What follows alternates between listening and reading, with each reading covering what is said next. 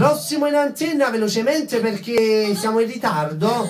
Per l'amica Benny da Scafati, saluta per il suo amore Pietro, ancora per la mamma Anna, per la cognata Enza con il fratello Alfonso, per la suocera, nonché per la cognata Giovanna con Giovanni, ancora per tutti i suoi zii da parte sua questa canzone, nonché per il papà Matteo, con una presta e pronta libertà, anche da parte mia un abbraccio forte per Matteo.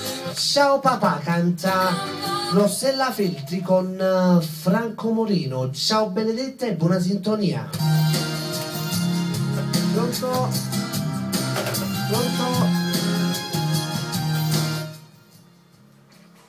Non ho capito? Dimmi Veline. Sì. Presidente, qua stanno due veline.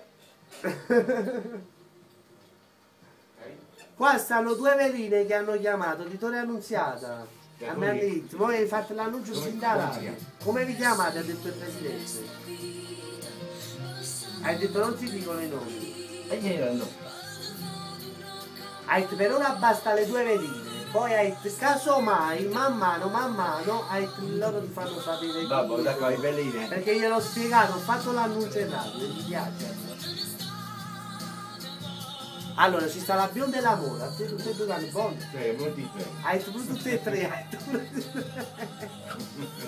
hai te come fanno?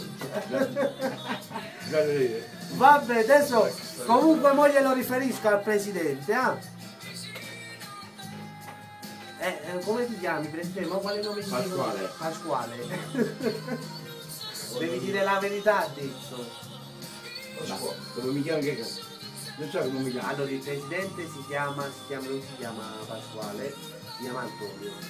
No, mi chiamo Michele. Anzi non è vero, si chiama Michele, non è vero, la verità si chiama Michele. Sì.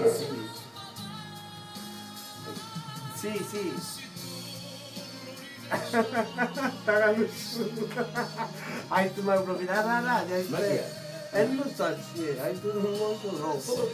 Aspetta, mo te lo passo con le palle.